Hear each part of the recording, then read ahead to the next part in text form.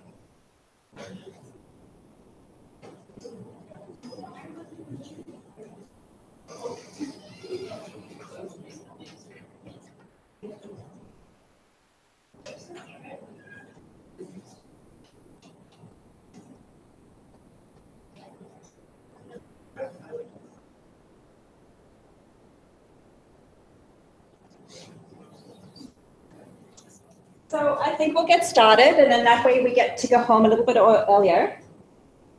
I think there's a few people coming through. For those of you that don't know me, my name is Dr. Debbie Sigerson, and I'm a technical service veterinarian for Purina ProPlan Veterinary Diets. And I'm very grateful for the opportunity to be able to sponsor the CE event. I've been to several of these over the last couple of years, and I always find them to be very, very, very useful. And I suspect the same will be here as well.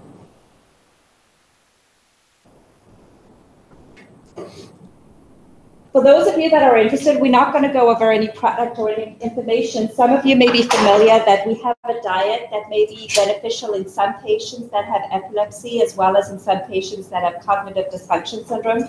There is information in the bags, and if you're interested, you're welcome to contact or speak to me after the presentation, or Andrea Good, who is the territory manager in this region. So I'll take the opportunity now to introduce you to Dr. Fiona James. Dr. James has earned a master's degree in neuroscience from the University of Western Ontario before completing her Doctor of Veterinary Medicine degree at Ontario Veterinary College. After an internship in Michigan, she returned to OBC for both a residency in neurology and a Doctor of Veterinary Science degree.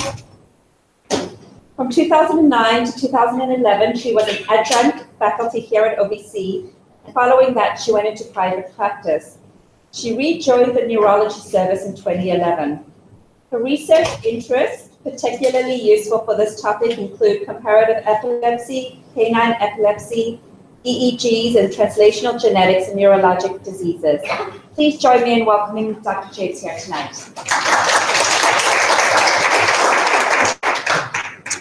Thank you to everyone who's here in person, and to those of you who are tuning in via the internet tonight. And thank you again to our sponsors for this lovely evening and the meal that you are having. It is my pleasure to be here to update you on some recent consensuses in small animal epilepsy, and I'm going to start by introducing you to our neurology service. Across the top, we have Dr. Luis Gaitiro, Jen Collins, our stalwart tech who runs the service, really, myself, and then along the bottom from left to right, our senior resident, Dr. Thomas Parmentier, our second-year resident, Dr. Edouard Marchal, our first-year resident, Dr. Michael Hasenfratz, and our neurology specialty intern, Dr. Sabrina Martins. You'll see all of our names on the discharge statements that we send out to you, and I'm sure you'll be talking to various members of our team. We're very pleased. This is the biggest the neurology service has been, and very excited to have such a strong team moving forward. The goals of the talk tonight are to cover certain points with you that have been outlined in the last couple of years. Breed-specific epilepsy, treatment, diagnostics, and above all, terminology. And I say that because as professionals, we're all speaking a language together. And it helps if we're all using similar terminology to approach the same disease. That way we can understand each other. However, I will hang all of this on cases, because I think that's ultimately what we all do and our common purpose here tonight. The consensus proposals I refer to come from two august bodies. There is the ACVIM Small Animal Consensus Statement on Seizure Management in Dogs, published in late 2015, and also the International Veterinary Epilepsy Task Force, which is a fairly large mouthful, that published several consensus proposals on various topics, and these will be updated regularly throughout the next few years as findings come out.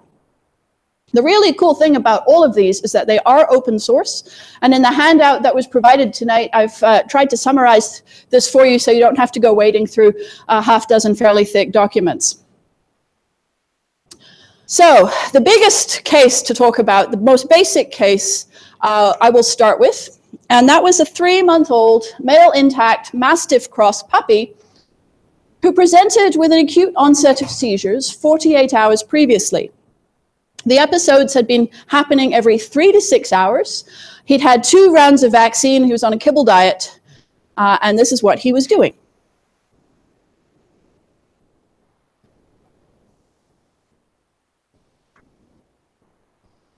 That was my resident leaving the room to fetch some medications. And prior to this, he'd been sitting on my lap. I'd been sitting on the floor with him. He got up, ran across the room, and started doing this. I'd missed maybe 5 seconds of me fishing out my phone and sending the resident to the ICU for some diazepam. We've all seen this. This is not a surprise. It's fairly typical. I'm going to point out some things. We have a fairly rigid body. The dog, I'm talking to him while I'm videotaping, and he's not responding. He's glazed in his look. I'd like to point out that the twitches are happening on both sides of his face at the same time. Very rigid posture. Is he conscious? Well, it's a matter of debate. He's certainly not in lateral recumbency, but he's definitely not aware of what's going on. It's that foaming at the mouth. His history, the 48 hours history, had been of drooling, episodic drooling. And they thought he was maybe nauseous and a little vomity. But once he did this in front of me, I realized what was going on. And it was only the one episode prior to this that he'd actually started, he'd actually continued past this frothing stage. It goes on for a while, doesn't it? It takes about 1.5 minutes to get down to the ICU, find some diazepam and get back, and that's still going on. So still very tonic, but you're starting to see some limb movement. See that? And when the fleece appears and we jump on him, that's when the diazepam reappears. It's the longest 2-minute video when you're forced to sit there and watch it. And for owners, this is devastating. Subjectively, this is 15 minutes, 20 minutes. How long was it? It took forever. And we're just waiting for the diazepam to get back. I mean, this is like 200 meters max sprint to the ICU and back. And here comes the clonic part. Any second now. Here we go. And I will point out that at this point he releases his sphincters. You can see it on the floor there behind him. And diazepam comes in the door. Okay? Despite having seen that numerous times, it's still a like heart-stopping moment to watch. So, seizure. What is a seizure? It's a transient occurrence of signs and or symptoms due to abnormal synchronous neural activity in the brain. Let me highlight for you just how abnormal that is, okay?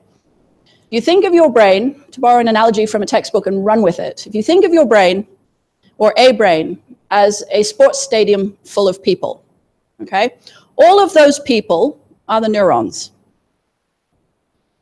Think what kind of event it would take to get an entire sports stadium of neurons saying the same thing at once.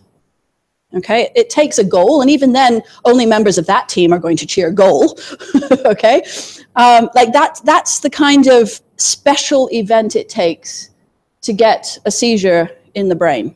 Okay, sure, there's always that drunken quadrant of frat boys trying to get a chant going, but that's a little focus. Okay, for that focus to take off and get the whole stadium saying the same word is really rare. Okay. I'm going to use this analogy throughout the rest of the talk because I really find it very helpful in understanding what's going on. A generalized seizure is one that originates in and engages a network that is bilateral, both hemispheres. This has several impacts on what you will see on the outside. It doesn't necessarily involve the entire cortex, okay? The onset, so the location and lateralization you will see, is not necessarily consistent. Today like this, next day like this, okay? So this is where your description that you elicit from an owner is really, really helpful, and also not very helpful because most people don't observe these things. And the video that you will get, possibly helpful, but also not very helpful because that first 10 seconds is you fumbling or the owner fumbling for the video camera and you miss that onset. And it can be asymmetric. And they don't always have to be lateral on the floor. I'm just going to point that out. They don't always have to be lateral on the floor. That's the classic one. The end of that puppy's seizure that you saw, that's classic. But the onset of him backing up, he's still conscious. He's able to do a fairly complex movement there, but that is still seizure at that point. There's a lot of terminology used in describing a seizure. I used some of it in the video, but I just want to go over some of it with you now. So for a generalized onset, we classify by the amount of movement and what we're seeing. And the motor manifestations can be tonic, that rigidity, followed by the clonic, the movement, okay? If it's just clonic, then you can say that. If it's just tonic, you can say that. If it's tonic, then clonic, say tonic, then clonic.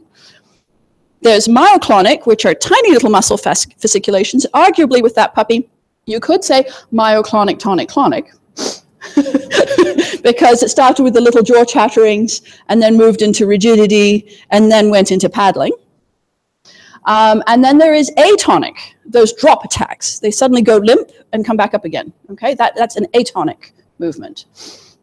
And then there are some other things I'm going to mention. This is borrowed, by the way, this diagram, from the wonderful world of human epilepsy, where their governing body has the excellent name, most excellent name, of the International League Against Epilepsy. It sounds so medieval and it's awesome. And they do wonderful work. And we are trying to get our terminology in veterinary medicine to match their terminology as best we can, so that when we talk to our human counterparts, they're like, oh yeah, I know what you're talking about. That we have something similar. And so that's why there's this rush of consensus statements in the last couple of years, and you will see more coming out, and I'll probably do this again. And then I'm going to point out that a lot of the similar words are used under the focal column.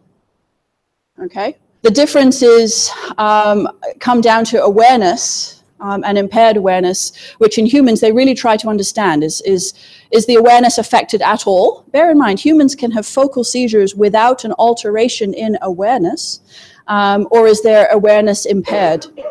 And then, of course, emotional, sensory, that kind of thing. So with our puppy here, we agree. We have generalized tonic-clonic seizures, although, like I said, if you want to split hairs, we can say myoclonic, tonic-clonic. And I want to just highlight one other thing in the evolution of our terminology here, is that we're trying not to use words like grand mal or petit mal anymore, okay? They've come up through primary generalized and simple or complex partial to now where we are of saying generalized or focal epileptic seizure, okay? With modifiers as I've shown you. So, for veterinary medicine, semiology is still our main definition of a seizure. And semiology is the fancy word for the outward manifestations. What is the animal doing? And that still pretty much clinically defines our seizures in epilepsy. I'm going to later talk about a more elegant way to do that. But for now, this is practically what we've got. A seizure is a sudden short transient event, like I defined, getting all the neurons to say the same thing at once. But it doesn't always equal an epileptic event. An epileptic seizure is that neural activity with convulsions, focal motor, autonomic behavioral features that's usually transient. A reactive seizure is not necessarily an epileptic seizure. Okay, this is one where it's triggered by something. Metabolic, toxic, biting the electrical cord of your computer. You know, those things should pass once they get over what it was that triggered it. Okay, these are not necessarily epileptic seizures. So I just want to make that clear. And it should go away. Reactive seizures will go away when you rectify the problem underlying them. Epilepsy, however, is a brain disease, and that is a predisposition to having epileptic seizures, and we need at least 2 before we're going to even consider this as a diagnosis, okay? For the classification of epilepsy, we have 3 categories. Idiopathic, it's the same we've always known, which we pretty much have either proved to be genetic or suspect to be genetic because all border collies have it, for example, or we suspect is genetic, but really don't know because it's not been reported in that breed, etc. Okay? Structural epilepsy, where they have brain pathology. And unknown, which really is idiopathic because we've looked and can't find a cause, but it should have some sort of cause and we don't really know what it is yet. Does that make sense? 3 categories. In the handout for you, and in these open source papers, there are some excellent tables which are good to refer to. And they list useful things like the age of seizure onset in many of the breed-specific epilepsies.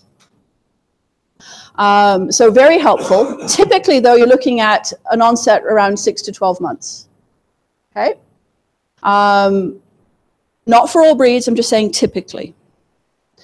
The other thing that's really handy in this paper is the seizure type and their remission rate, as far as we know. So, for example, here, Australian Shepherds, 36% have generalized epileptic seizures, and 12% might actually go into remission. Okay, so a useful table to which you can consult and give information to your owners when they're presenting with a genetic epileptic dog. So, coming back to our puppy, he's 3 months old, so he's a bit young for that classic window of idiopathic epilepsy. So I have to put structural on the list. Okay, his neurologic exam is normal between seizures, other than a delayed return of menace bilaterally. Okay, and we're going to look now at what can we do to diagnose this. So, diagnostic criteria, very simple first question. Is it having epileptic seizures? And if it is, what is the cause? Is it reactive, structural, or idiopathic? Things to think about. How do we do this? Well, the same straightforward approach we've always had. No change there. Physical exam, neurologic exam. I strongly recommend you do the whole exam. And now, to wake you up from the postprandial slumber, what 4 tests as part of the neurologic exam are specific to the thalamocortex? I'm going to ask you to answer. Anyone? Any volunteers? I'll shut my eyes. No? Menace. Okay, menace response. There's another response we look at. Nasal septum. Yep, nasal septum. Okay. Anything with reflex in the name of it is not a thalamocortical response, so just disregard those. So your postural reactions, okay? And then the final one is mentation. Their personality, their awareness, their mental interaction with the world. So, at the very least, do those 4, but ideally do the whole exam. And if you find absolutely nothing, you've got a couple of options. One is that this is genetic or idiopathic epilepsy, and the other is that this is early cancer.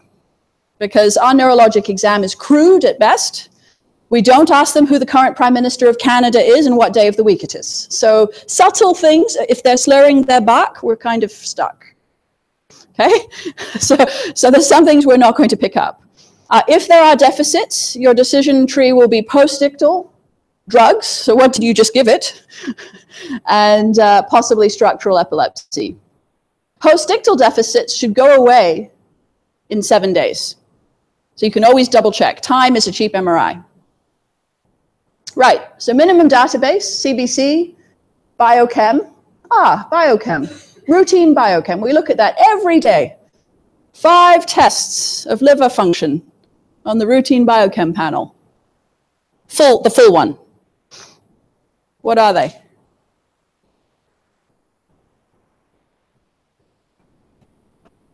I hear someone mentioning some liver enzymes like ALT. These are leakage. You got to pop a cell or two to get there, not function. Bile acids, excellent, yes, not on a routine panel unless your lab's doing something more for you than mine is. Albumin, yes, okay, acute phase protein, it's going to drop. One of the first signs you've got of liver dysfunction is loss of albumin. Absolutely, yes.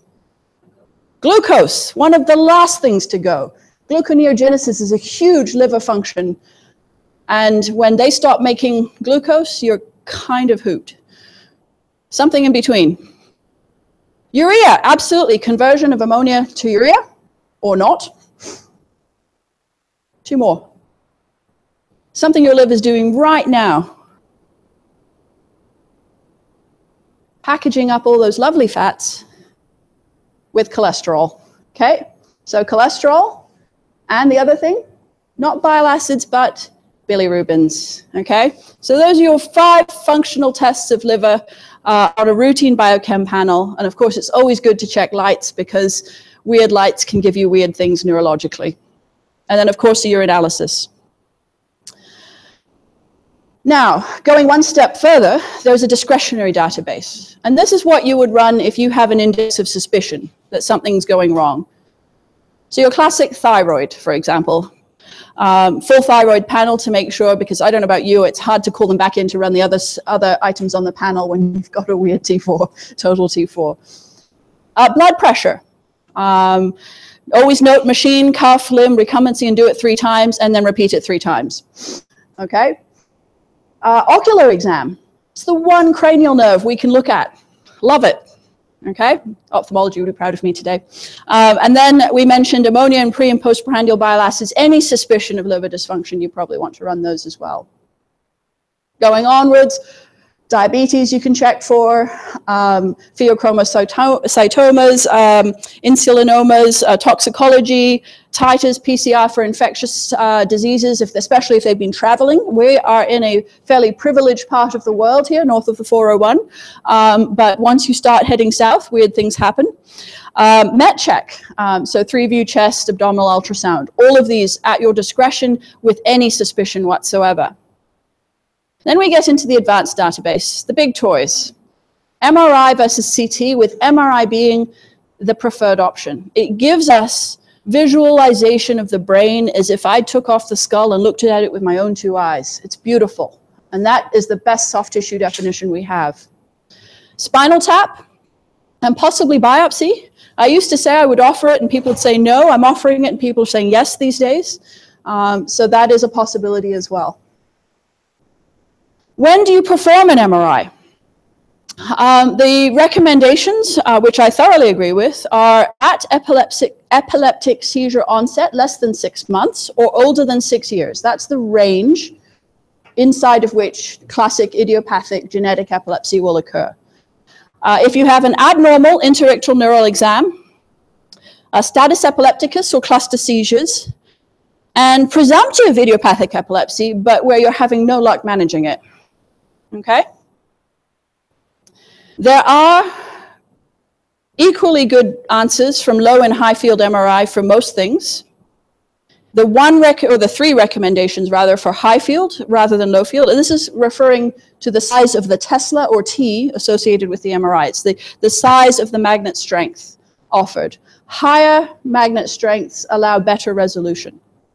And so high field is recommended for congenital or developmental abnormalities, so the cortical dysplasias, infectious diseases where the changes can be quite subtle, so distemper or rabies, and metabolic diseases, again, where the changes could be quite subtle, so hepatic encephalopathy, thiamine deficiency, that kind of thing. And then there's a really cool thing that we're using now in the neurology service, which many of you might have started to see in your discharge statements, and that is a confidence level in our diagnosis. How confident are we that we've got the right diagnosis? There's 3 tiers for this. Tier 1 is your normal minimum and discretionary database. Short answer, no imaging. Okay, it's your neuro exam, some blood work, plus or minus chest rads, that kind of thing. Where everything's normal, you probably wouldn't find much if you kept going up the tier levels. But we acknowledge that it is not a full investigation, and we call it Tier 1. Tier 2 includes advanced imaging. Okay, we have scanned the brain, and in this idiopathic epileptic, we could see nothing wrong with its brain at our field strength, okay, our magnet field strength.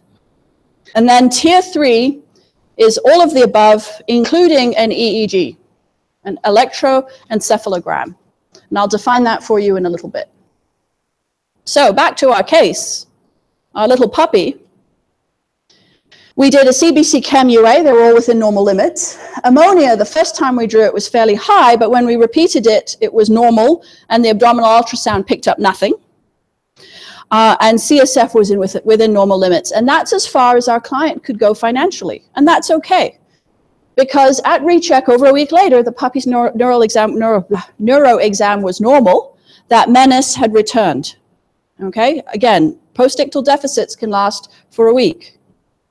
So this was a Tier 1 diagnosis of idiopathic or genetic epilepsy, as far as we could tell, and he's potentially starting young, or we've missed something. There is something on the MRI that we haven't done, and structural is the cause, only we're not going to see it because they can't scan him.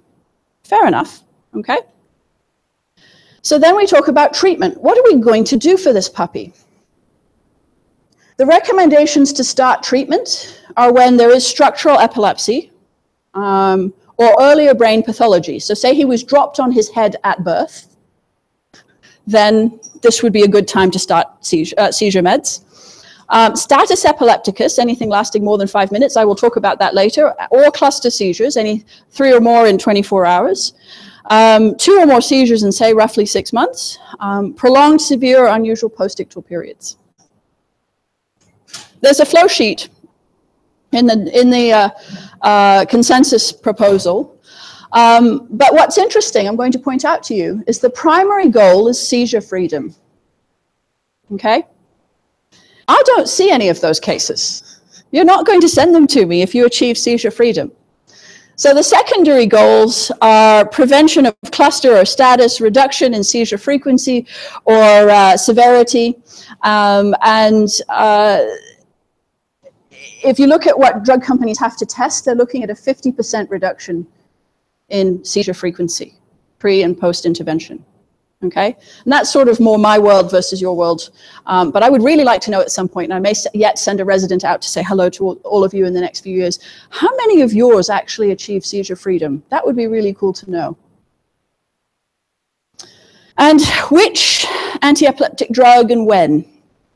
So there's a handy chart looking at the monotherapy recommendation. So for the first drug, single drug, and it gives you the level of evidence to support that, the grade of recommendation, A being the best, C being the worst, and whether or not to monitor drug levels.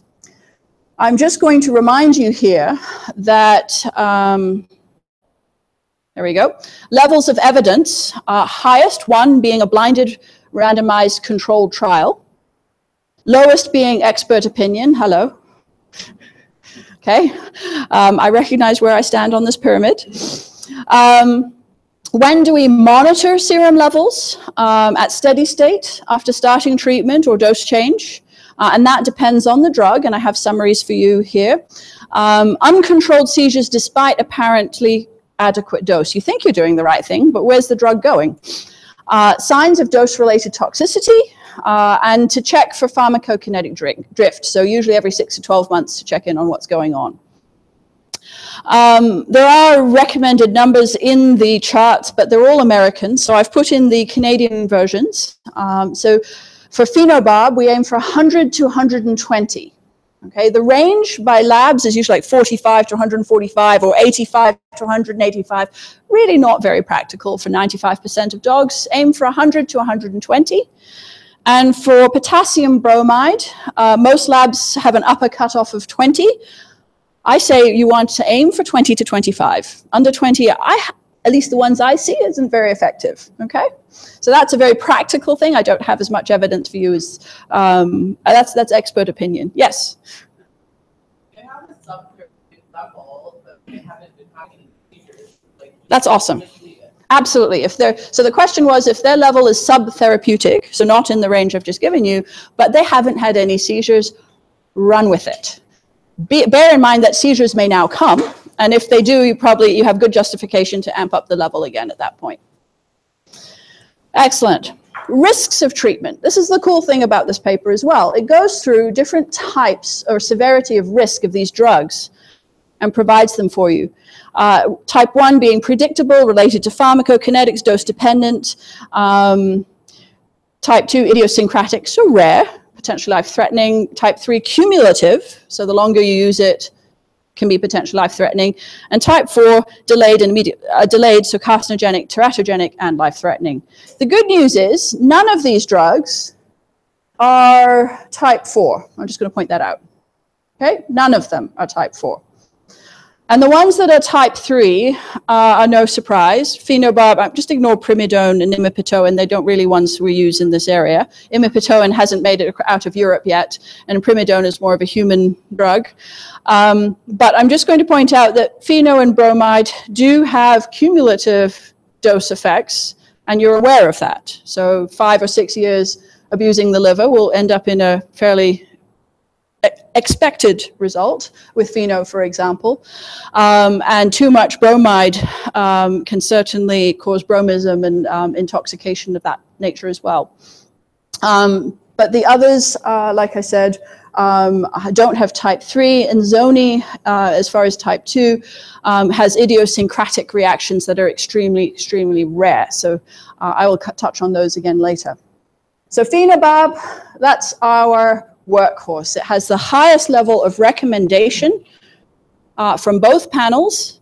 It is efficacious, it is cheap, it is Q12 hours, that's huge for many owners.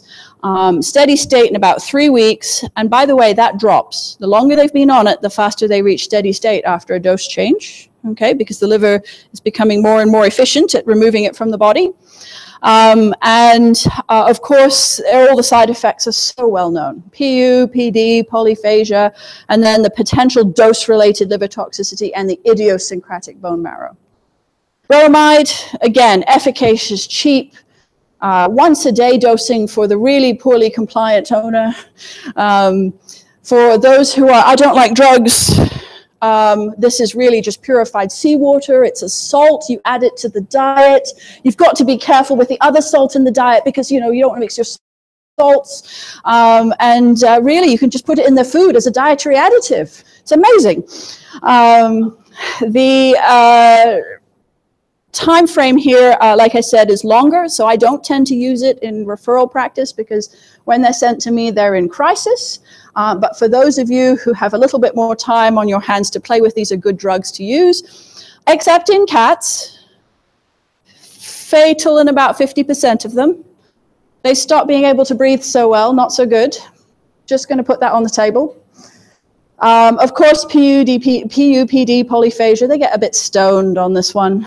But as I explained to those who don't like drugs, it does alter the membranes in the brain. They get a little bit stoned, they get a little bit hungry, get the munchies, and they understand. Okay, levetiracetam. Not as high a grade of recommendation. The first two were the workhorses, but this appears to have some evidence to support it so far, not a lot. It's expensive, okay? If those two were the Timmies of the anti-epileptic drug world, This is the extra shot Frappuccino double thingy, whatever, Starbucks, especially if you're buying the Q12 hours extended release version through Chiron or Summit. So it has to be obtained. It's not regularly available here. It has to be obtained through a compounding pharmacy, but you can actually get it in a Q12 dose for owners who like the absence of adverse effects and are willing to pay for it. It is very rapidly in the system, 2 to 3 days, dog and cat. Zonisamide. Okay, this is crossing the border up to CS, has not been approved by Health Canada yet, so you are, just like levetiracetam, completely off-label. So you have to get it through compounding pharmacies, and I want you to be aware that for most of the patients I've seen, they go a little bit off their food in the first few days. Okay, some dogs I have to half the dose and then bring them back up to it, and their appetite will return. There are idiosyncratic reactions, a hepatic necrosis, and a Fanconi syndrome that has been reported in a handful of dogs, given that thousands are on it, prescribed by my colleagues south of the border. Okay, so it's fairly popular amongst veterinary neurologists south of the border. Also very rapid and otherwise minimal side effects, and it's Q12, so very helpful for compliance. For non-pharmacologic treatment, you will have clients who ask you, so I will answer. Vagal nerve stimulation, so far is a no, partly because the units are in the 4 digits, if not 5 digits to acquire, partly because the canine vagal nerve is not quite wired up the same way as the human vagal nerve, whoops, sorry, touching the mic, and partly because the evidence was based on 6 implanted items, which is not a very big N on which to make a decision. There is a study ongoing in the UK if your client is willing to fly their dog there. Dietary, you'll have read about ketogenic diets that work very well in human children, not so much in our carnivorous and mostly carnivorous omnivores.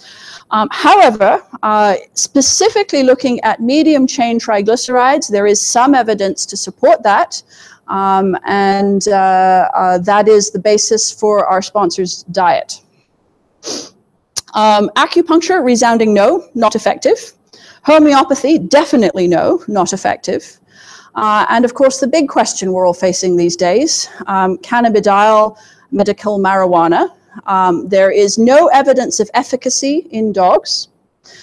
There is unknown harm. There is an unknown dosage. Unknown half-life and pharmacokinetics, so I don't even know where to start dosing if I was to try about it, and it's not legal for us to prescribe as veterinarians in Canada. So I don't even have anything to offer the client who asks about it, except that there is in Colorado a study going on. So if they wish to fly their dog down to Colorado, they can participate in a study down there that is trying to answer these questions. Harm, benefit, dosage, etc. Okay? The main papers that have come out so far, other than anecdotal reports in individual human children, have been based in rat models. And we all know how well those are analogized from rats to humans or rats to dogs. So I really don't have any strong evidence one way or the other. And if that's what people want to play with, that's what people want to play with. Back to our case, he was put on phenobarbital. And we saw him for a couple of rechecks. And then his family vet managed him from about 6 months onwards, which was great. Didn't hear from him for quite some time, until he was 6, when he was euthanized at his family vet, and they called. They said, actually, he'd been doing great. He was euthanized because of pain in a limb that had been getting worse, and they were worried it was cancer. And they said, he was once, 6 years ago, an OVC patient. Would you like to have a look at him now that he's gone? And we said yes. And very generously, they allowed us to have a look. And we showed, in fact, that his brain was an idiopathic epileptic brain. So no lesions in there. And he lived fairly well with his epilepsy for 6 years and was euthanized for unrelated reasons. So that brings me to this point. One of the other consensus proposals by this group has recommended how to uniformly trim brains of epileptics so that we are comparing the same neurons from epileptic to epileptic to epileptic. And this is awesome if we get those brains. And one of the most generous gifts a client can give us is the chance to look and learn from their pet, from their family member after they've gone. And any OVC patient that has been here once upon a time can come back for a post for free. And Gateway and the other cremation companies will often help facilitate that so that the ashes can go back to that client. And you can learn and we can learn, and that there is no value I can put, no dollar value I can put on that gift that they give us to learn from these patients. So case one, and there's a lot of information to unpack there, but there are some weaknesses in these consensus statements. They don't really get into generalized versus focal seizures very much. They don't really talk about things like absence seizures or absence epilepsy. Don't even touch non-convulsive status epilepticus. And other than recommending EEG, don't talk about it much more than that. Allow me. Case number 2, 2.5-year-old male neutered German Shepherd dog who presented with twitches increasing in frequency over the last year.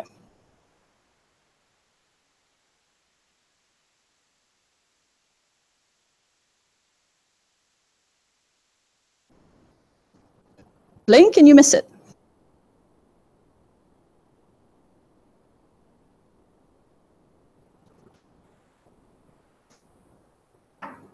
So if you look at that carefully, the entire left side of his face and neck is just being very rapidly pulled to one side and released. So just a tonic, no, not tonic, myoclonic jerk to the left. Just one half, okay? Very interesting, very repeatable. Noticed how stereotypic that was. That is a focal seizure. Okay? These originate in a network in one hemisphere, unilateral. And the ictal onset is consistent between seizures. They can propagate to the other hemisphere, and we would previously have called that secondarily generalized seizure. But now we would say focal to bilateral tonic-clonic, describing explicitly what that generalized seizure is. Does that make sense? Instead of just saying generalized, we'd say it would become bilateral tonic-clonic or bilateral myotonic tonic-clonic, you know, whatever that combination of words I was talking about. There may or may not be impairment of consciousness. And again, as I said before, you want to classify awareness. Okay, previously we said consciousness, now we say awareness. Tell you a story. I have a friend who has temporal lobe epilepsy. She wasn't diagnosed until she was in her early 20s. She, as far as she knew, was having random panic attacks. She'd come over all cold and sweaty and anxious and grumpy, and externally her co-workers would say, oh, she's having a bad day. Except then they started to wake her up in the middle of the night. And so she's like, I need help. And so she went, bounced around, psychologist, psychiatry, neurologist eventually, and eventually an EEG. Oh, they said, you've got temporal lobe epilepsy. These panic attacks, which they discovered after a sleep study, these panic attacks are your seizures. And so they're under control now, but she functioned, she worked through these seizures. And her colleagues had no idea. She could have conversations with them, like polysyllabic words, okay? So where we teach, oh, if you can give them a treat during a seizure, it's not a seizure. I don't hold to that anymore, folks. And I'm starting to prove it with EEG, but I'll come back to that. So as I said, they can propagate to involve the other hemisphere. And both generalized and focal seizures can occur in a cluster, so more than 2 seizures within 24 hours, also known as acute repetitive seizures. That German Shepherd, that was one exam. He just kept doing it, okay, every few seconds. Technically, that's a cluster. I'm going to pause the German Shepherd and introduce you to another little friend, an 8-month-old male intact Chihuahua who presented for 4 months of progressive hiccups. This is the home video. I think some of you might have seen this before. He came in through our internal medicine service, and they diligently investigated his GI for the cause of these hiccups. They found nothing. And so as we have a good working relationship together, they sought a neuroconsult, because when in doubt, get a neuroconsult. His neuro exam was completely normal between these events. Didn't do any one of these in the hospital with us, of course. And so we said, well, there's an outside chance they could be seizures. Let's have a look. So we scanned him. He's one of the few Chihuahuas I've ever scanned that didn't have hydrocephalus. And he also had a normal spinal tap. And so we were like, well, now what? Hiccups. So I'm going to introduce another concept, absence seizures. These are generalized, so both hemispheres seizures, that have a brief transient activity cessation and blanking that may or may not be accompanied by bilateral limb or perioral jerks. These are myoclonic twitches that you're seeing, okay? There are many things that are mistaken for seizures, and just for the record, I'll put them here, and I have been fooled, okay? So I think it's perfectly reasonable for everyone to be fooled. Syncope. Cardio and I go back and forth on numerous cases.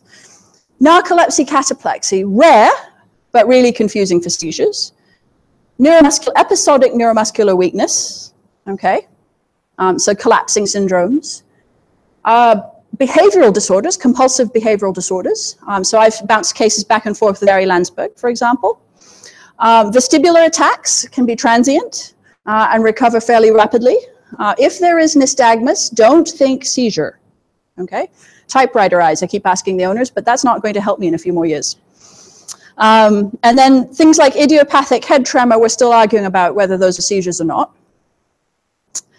And just to make you even more comfortable with the no idea category, there was a study done where they took 100 videos off of YouTube of episodic animal things, dogs and cats, and they put it in front of 10 neurology diplomates and 5 GPs. And they asked them 2 questions.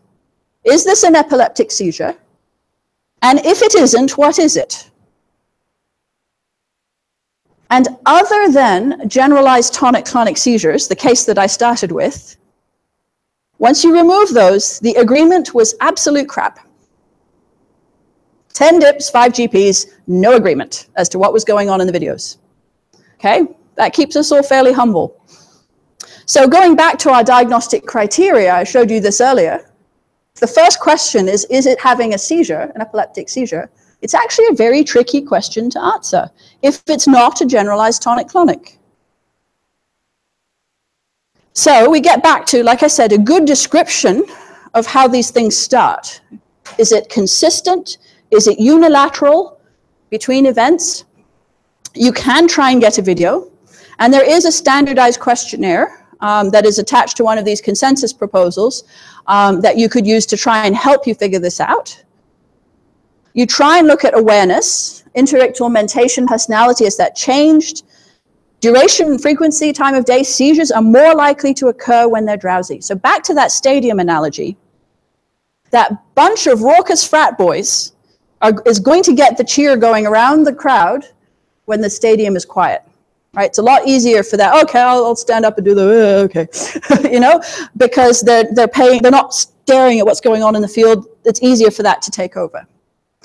But to actually define whether a seizure is occurring, you need an EEG. And this is the analogy of lowering microphones into that stadium, okay? If I put one microphone in, I will only hear when all the neurons say one word at the same time. So one microphone, the whole stadium would pretty much have to say, goal, and then I'll hear that word. I'll pick it up with the microphone. The more microphones I have lowered into the roof of that stadium, the more resolution I can pick up from different quadrants of the crowd. Does that make sense? So now, with multiple electrodes on the head, I can pick up the onset of a focal seizure. One little quadrant saying, Boston, and everyone else like, ugh. Fair enough, makes sense? So more electrodes on the head, better resolution in time and space for that one word. And that helps me decide whether these are focal onset versus generalized onset, whether they evolve to become bilateral tonic-clonic, or whether they just stay focal, what's going on. Does that make sense? I'm recording that electrical activity in the brain. This is that Chihuahua. The line moving across the screen matches the video. Those VPCs you're seeing, they're occurring in all of the traces, left and right side, at the same time. And they're time locked to either nose twitches or nothing. This dog is having generalized seizures on camera, and we can't see a thing. There, nose twitches with that one. See it? You're reading an EEG right now. That's how I train the techs. Flat is good, VPC is bad. Okay? And it's absolutely terrifying. There, little head twitch there. Absolutely terrifying to think that we recorded for 8 hours, and if I were to play the audio on this clip, there's me blithely talking to the owner, no, sorry, we haven't seen any hiccups. He's been here 8 hours, you might as well come and get him. And then we reviewed this later and was like, oops. Generalized absence seizures with myoclonic jerks in a Chihuahua. This was the first ever recorded and published case in the dog, and published in 2010. Okay? Relatively new concept. So uses of EEG. Diagnosis of epilepsy and other intracranial disorders. So we can distinguish epilepsy from hepatic encephalopathy, for example, or hypoglycemia, things like that, that might be intermittent and episodic. Localization of the seizure focus, that brings into possibility the option of potentially seizure surgery. Can we take out the bad bit of brain and maybe reduce these dogs' reliance on drugs? Monitoring ICU patients, monitoring the depth of anesthesia, plenty of other uses as well. But of course, I know what I'm most interested in. Treatment of focal or absent seizures. Until this point, we had them all in the same box as the generalized seizures. In humans, that doesn't work. There's focal or absence epilepsy syndromes in humans. They get worse with phenobarb. Think about that. We're not even there yet. We are so not there. I can't actually answer this question for you yet. Okay? So for cases 2 and 3, we actually just put them on phenobarb. And luckily enough, it worked. The Chihuahua responded to phenobarb, and by 18 months, he was seizure-free, and by 2 years, he was off his phenobarb. It was a juvenile onset remitting epilepsy. He grew out of it. Children do that too.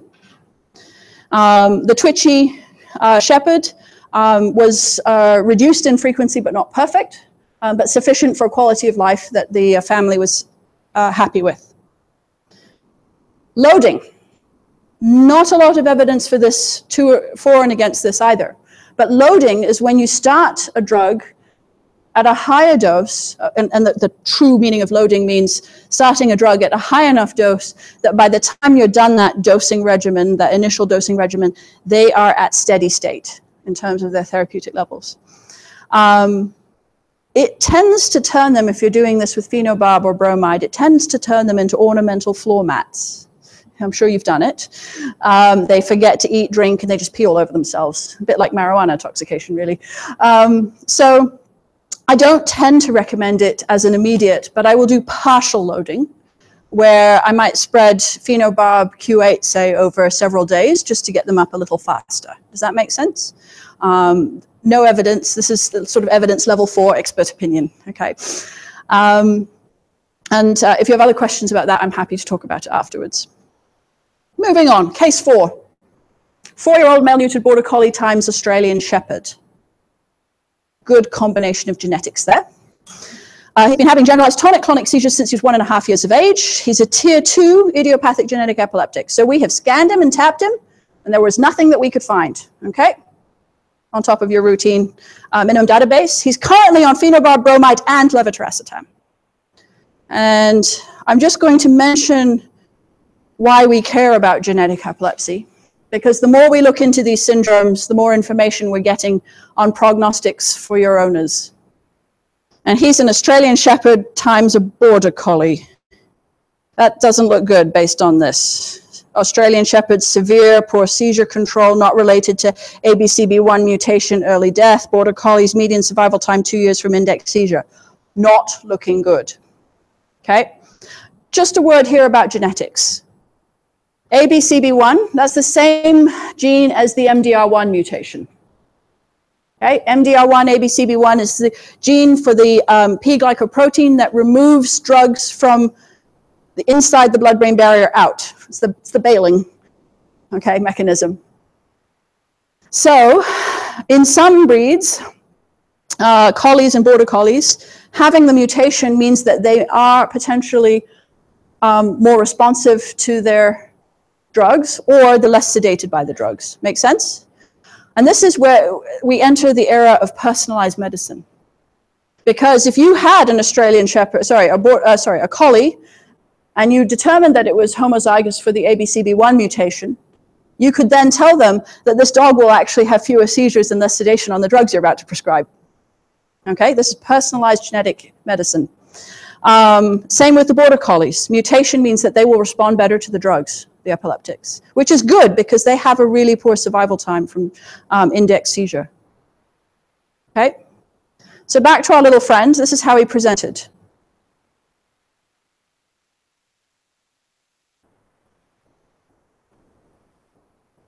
Bilateral and independent. See that? Facial myoclonus. He's still conscious, still aware, but both sides, both hemispheres firing at this point independently.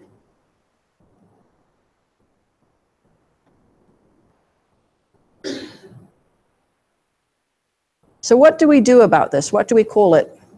Yes? Would she ever be non-seizure?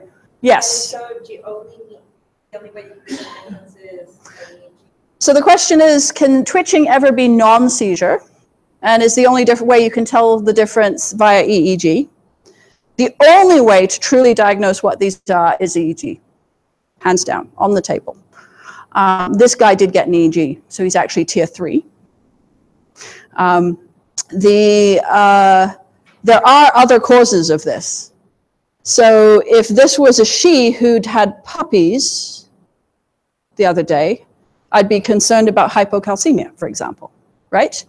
If this was an islet cell tumor in the pancreas, I'd be concerned about hypoglycemia.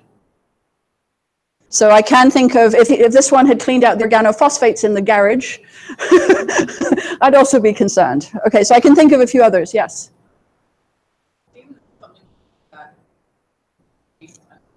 So could they be having a seizure when they're having a seizure, like they're intubated and their face is twitching? So the question is, could this be, so this has been seen in intubated patients under general anesthesia, could this be a seizure? That I cannot give you a clear answer on without an EEG, because there are some drugs that do end up making them a bit twitchy. And certainly, for example, dexmedetomidine, they get these funny little jerks. And that one I'm pretty sure are not seizures, because I sedate a lot of the recalcitrant dogs with dexmedetomidine in order to put the electrodes on, and then I record as they wake up. So I'm recording through all those little twitches, and those are not seizures. But there are some debates as to whether the propofol twitches are seizures or not, and I haven't recorded enough of those to tell you the answer to that. Okay. So let's unpack this case. Drug-resistant epilepsy. He's on pheno, bromide, and Keppra, and he presents doing that. Let's talk about what that means. We used to call this refractory epilepsy. The term that we are now recommending is resistant versus not tolerated. It gives us a bit better clarity. You could say idiopathic epilepsy, phenobarbital not tolerated. In other words, liver packed it in, and now we've given up on that. Or you could say idiopathic epilepsy, levetiracetam resistant. We tried levetiracetam all the way up to max dose. He got drunk. It didn't work. He still kept having seizures, right? That's a lot packed into a small description. For humans, the actual definition, that's where the double asterisk is lack of seizure freedom to 2 drugs or more. But I don't think we have that as clearly identified for ourselves. And quality of life compromised by seizure severity or frequency or medication adverse effects. In other words, maybe it would have worked, only how stoned he was or the ataxia was just not tolerable. And so the owners weren't going to go there. Outcomes then, when we describe what we're looking for, we say, as I said, resistant to this XYZ drugs or not tolerating XYZ drugs, and a reported remission rate across genetic epileptics of about 15 to 30% who go into seizure-free remission. Like I said, you see them, I don't. The least likely to do that are Border Collies, German Shepherds, and Staffies. Back to our case number 4, he's kind of hooped.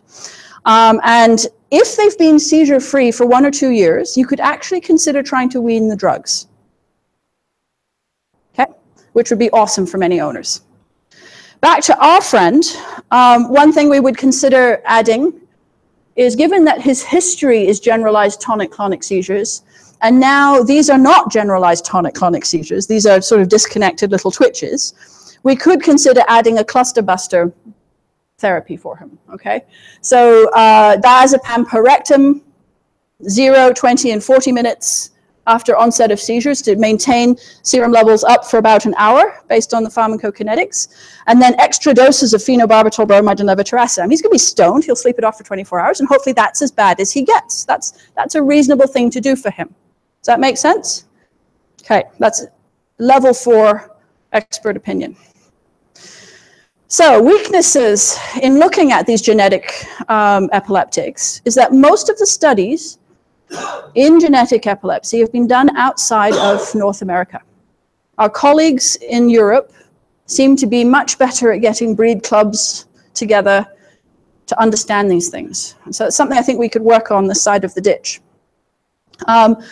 There are no breed-specific treatment recommendations yet, and that comes back to what I said about focal and absence epilepsies. We've all been treating them as one type of seizure, one type of epilepsy before. And I think now that we can start to spread them apart, we can start to tailor the medicine to the type of seizure they're having, okay? And there's few genetic tests to identify these genetic epileptics yet.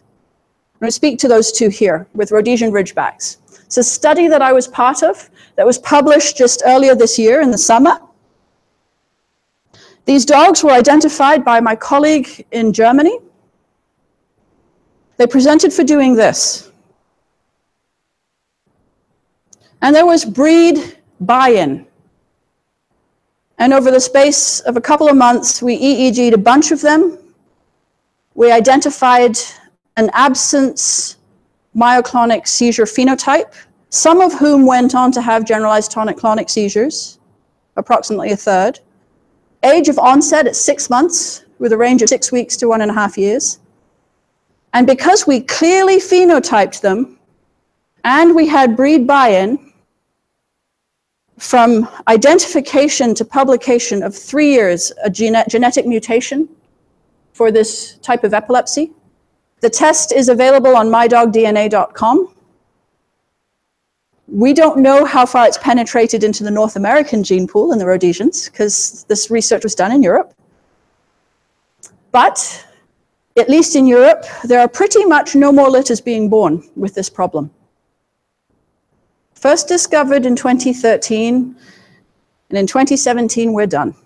That's awesome. And that's buy-in, and that's the future, I think, of genetic epilepsy. The other thing is, we noticed that these dogs seem to respond really well to levetiracetam, not to phenobarb or KBR. So you want to talk about specific medication as well. That's the direction we're going in. This is my message of hope to you, that we can be very personal in our diagnoses and treatment for these patients.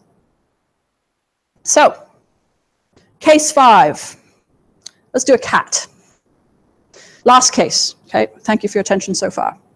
3-year-old, male-neutered, domestic short hair. 4-day progressive episodic behavioral changes. Hiding more generally, but now meowing and running around episodically, maybe drooling a bit. This is what he looked like in the exam room.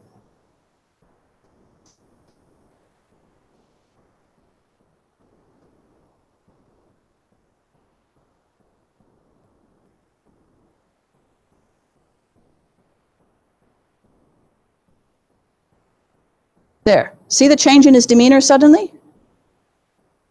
Whiskers forward, mouth open, drooling, pupils dilated, and you can't hear him, but he's making that awful cat row noise that they make, upset cat noise. And he's back. Pupils are smaller, he's more relaxed, whiskers are back. Did you miss it? He's going to do it again. Just wait. Now he's just angry about the bandage.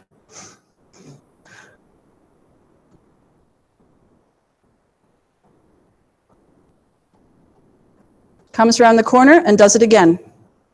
Eyes dilated, drooling.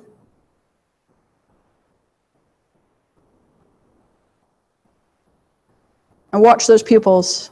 There's the meow, and then he relaxes and comes back again. There he is, whiskers back again. And he's angry about the bandage again. And here he does it again, frozen and off again. I kept missing it. Here he is, mid-seizure, eyes dilated, drooling, the meow, and he's done. Okay? And these are happening faster and faster and faster and faster until the point where there is no gap between them. We put him in the MRI, and there is a very subtle difference between the top image and the bottom image. The top image is what we call a T1 pre-contrast. The bottom image is a T1 post-contrast. The difference between the two is an IV injection of a contrast agent that should not be seen in the brain other than in the blood vessels down the midline. Can you see that? Where they're bright before and after. And if you look very carefully, and I'll just point, here, here, compared to the same spot above, there's just the faintest blush of brightness in the brain parenchyma at that site. Can you appreciate that? Subtle difference. That's what you need a high Tesla for. That is the hippocampus that he has on bilateral contrast enhancement. In cats, about 40% of them have genetic idiopathic epilepsy. So those are the ones having seizures for fun. It's not primary or genetic epilepsy if they present in status epilepticus, if they're more than 7 years of age, or if they have an abnormal interictal neuroexam. About 11% of cats will have something called hippocampal necrosis, and this is associated with orofacial signs that you were seeing, absences, the blanking, and they often present with an acute cluster. So with our little friend, we have two diagnoses. One, there's a cluster that rapidly is becoming status epilepticus. And two is hippocampal necrosis based on the MRI. CSF was fine, not inflammatory. So this is a non-inflammatory dying off of neurons in that area. We don't know why. Status epilepticus. This is 5 minutes of seizure, continuous seizure activity, or 2 or more seizures with incomplete recovery. We used to say 20 or 30 minutes, but that's no good anymore, because if we had people wait that long, by the time they showed up on your doorstep, they would be in trouble. So we say 5 minutes, humans as well, 5 minutes. They time it. At 5, they put them on a duvet, drag them to the car, and find you, the closest clinic, and you insert diazepam as fast as you can. So it's caused by a failure of seizure termination or by the initiation of mechanisms within the brain that result in abnormally prolonged seizures. Think of it as the stadium turning into a riot. Okay? Somebody pulled the fire alarm. This chart here shows you 2 time frames with regards to status that are important to note. The first time, T1, is when those mechanisms kick in. That means that it's going to be hard for them to shut the seizure off. And T2 is when permanent damage is likely to start occurring. So 5 minutes, and by 30 minutes, their brain is starting to fry. For focal status, 10 minutes, and this is humans now, 10 minutes and more than 60 minutes before they're starting to make permanent damage to their brain. So focal status, not so bad as generalized status. And then for absence status, after about 10 to 15 minutes, and Lord knows how long for damage to occur. And like I said, this is from humans. We don't even have those definitions in dogs. Still working on that, okay? But I just want you to be aware of it. Now that you're aware of focal and absence types of seizures, just be aware of these time frames brought to us from the human side. This is where levetiracetam gets interesting, because as an adjunctive therapy in idiopathic epilepsy, levetiracetam was equivalent to placebo in a blinded randomized control study with low N, for what that's worth, okay? But in a double-blind randomized control study, IV levetiracetam was superior to placebo for controlling status epilepticus. The bonus here is that it doesn't sedate them. So you can monitor their mentation having controlled their seizures. Everything else we give them, diazepam, phenobarb, will knock them out. Propofol will knock them out. But levetiracetam will not do that. The problem is we don't have it here unless you order it from Chiron or Summit. And it's sort of worth its weight in gold, that little vial of liquid. And every year I go down to the pharmacy here and say, so can we order it yet? And they're like, no, we probably won't sell it fast enough. And then we'll have to start pouring that liquid gold down the drain. And then we don't order it. So if you were working in the States, you'd have access to it. And the price is coming down every year. So sooner or later, we will be able to afford it. And it will be a wonderful drug to use in our status cases. Am I missing something? 1 second. And then for portosystemic shunt seizures, I'm just going to throw this in. It is useful for reducing the risk of post-surgery seizures. Does that make sense? So if you start them on the levetiracetam a week or two prior to the seizure, prior to the surgery, they are less likely to have seizures after the surgery. That's what I'm trying to say. And then the other factoid I just want to remind you of is that when they have been on pheno chronically, they will clear the levetiracetam out of the body much faster than if they've not been on pheno. So you're going to need a higher dose than what we typically use. So 20 mg per kg Q8 is where I start for the naive dog. You might need to hit 30 or 40 or 50 mg per kg Q8 for the pheno-associated dog. The other meds I'm going to mention here as add-ons are the gabapentin pregabalin. There's some evidence to suggest them as effective add-ons. They have minimal adverse effects, also not very sedating unless you hit like 10 times the dose, which you're not going there. And a fairly quick half-life, so fairly quick, efficacious in dogs and cats. And as a rule of thumb, I don't know about you guys, but I suck at estimating dog weights. So I'm very much large dog, 3 mils. This is IV. If you have a good tech, you can hold one limb still and get an IV access quickly. And this injection should buy you time. I swear that was not me. Buy you time to get a catheter in and keep going. But large dog, 3 mils, small dog, 1 mil, for example, toy dog or cat, half mil, double it per rectum. And that's the rule of thumb I use. I'm sort of large dog being golden and toy dog being teacup Chihuahua sort of thing. For status epilepticus, I start with diazepam boluses. After about 3, I give up as useless and go for the CRI. And then if that's still having breakthrough seizures, I add phenobarbital IV, either as bolus or CRI. And then I reach for anesthetics, so propofol or inhalant, depending on what you have. At this point, you've also committed to not going home, and or you've lost a tech for the day monitoring the GA that you've induced, also known as a medically induced coma. So your day is pretty much looking horrible. But like I said, intubation, general anesthesia monitoring tends to cost a lot. Not a lot of people necessarily go there. And I use the doses that Carol Matthews has in her manual, very helpful. There's a lovely flow sheet available in the 2017 Journal of Veterinary Emergency and Critical Care that essentially says what I just said in more complicated graphical form. So back to case 5. We put this young fellow on, so he came in, we put him on phenobarbital, levetiracetam, started diazepam CRI. That wasn't working. Put him on a propanol CRI, added a tube with zonisamide and gabapentin, and this was the EEG we got. So here the line is not as clearly visible, but it matches what the video is showing you. And what you can see is the fairly flat line is becoming thicker and more staticky looking. See how the fuzz on each line is getting thicker? And next screen, it'll be even thicker. See that? Those are all little spikes. His brain is cooking. It's a generalized seizure.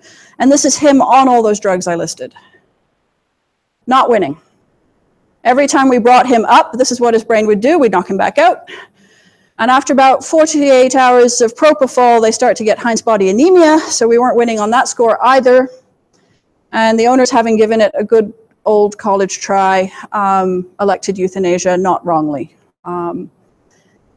They also very, very kindly allowed us to take a look afterwards. And we were able to confirm the hippocampal necrosis that we saw on MRI. I have 2 cats where I have EEG and imaging findings correlated. 3 makes a case series, and I will publish at that point.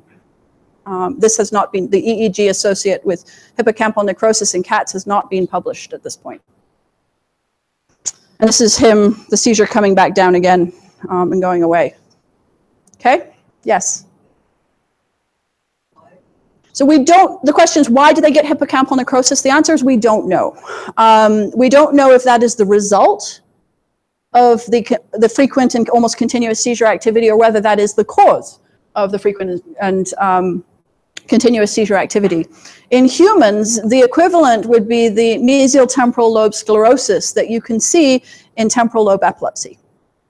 So again, there they don't know if one is the cause and one is the result so much. But it's interesting to note that the cats and humans have very similar manifestations this way. So I'm just going to put this last terrifying thought on the table for you before you go home tonight. This is what keeps me awake at night. I'm going to share it with you. That is non-convulsive status epilepticus. Because if you noticed in that video, the cat was lying there. And if we didn't have the EEG on him, we would not have known, as we brought him up and down on the drugs, whether we were making a lick of difference. And so I have to wonder, looking back, before we routinely did EEG and more things than we do now. Okay. Whether, this is a sign. This is almost the last slide, okay? But whether or not their brains are cooking on the inside. And the only way to know, the only way to diagnose non-convulsive status epilepticus is with an EEG. So no outward clinical signs of seizure activity. And with that EEG, we call it electromechanical dissociation. And it can occur when there's been prolonged status epilepticus. So after a few hours of doing this, the motor activity goes away and you're like, yay, but really no. And also when you've given enough drugs to stop that motor activity and you're like, yay, but really no, because the brain is still cooking on the inside. Absolutely terrifying, keeps me awake at night, because that's when permanent brain damage will occur. And you get into that self-fulfilling loop, which means that you're not winning. So back to our little friend, like I said, not winning. The owners very kindly allowed us to have a look, and we confirmed the hippocampal necrosis. So, take-home message. We have a poltergeist in the room now. If we're all speaking the same language with respect to epilepsy, I think that will help us all communicate. This should hopefully explain to you a lot of the words we're using in our discharge statements now, and looking to make comparisons between what our pets are doing, what humans with the same condition are doing, what can we learn from them, and what can we teach them. The biggest question we face is it a seizure? And the best answer for that, unfortunately, is EEG. The future is in genetic testing. As that comes online, I think you will see more and more personalized medicine for our patients. And then as the evidence gets stronger, as we start to delineate different epilepsy syndromes, we will be able to tailor the treatment to the diagnosis that we make. And that's what gives me hope. Any questions at this point? Yes. What does an EEG cost? There's the appointment fee. A short, so less than 2 hours, we're charging about $250. Up to 24 hours, we're charging $485, so the cost of abdominal ultrasound. Plus, if they're staying the night, we have to put them somewhere, so there's that cost. 1 in 5 dogs needs some chemical assistance to allow us to place the electrodes on the head. The big dogs seem to bother less. The smaller dogs take it personally. And then we have to use a lot of sticking plaster to attach it all, and that they sometimes take a little personally as well. But then we wake them up and we let them do their thing in a crate with the camera on them for as long as we need to, and we present triggers if we can. One trigger that we do try to encourage is sleep, because like I said, seizures occur best when the brain is sleepy. And so if we don't even see a seizure, we might see interictal activity while they're napping. So I have parked an owner and a dog in a room with the equipment and said, see you in 3 hours. And funnily enough, there are people who are just determined to figure out what this is, and they will do it. They bring their coffee and a cell phone. Most dogs, actually, the moment you pull the cell phone out, they're like, oh. And they'll just go curl up and have a nap while you're like, they're smart, okay? And that's really helpful for us. Does that answer that question? Okay. Any other questions? No? I'd like to say thank you again to our sponsors. We have a little thank you gift for our sponsors, Andrea and Debbie. Just a little souvenir.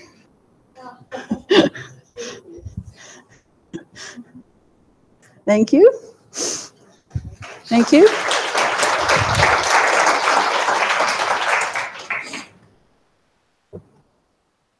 Well, thank you very much for your attention.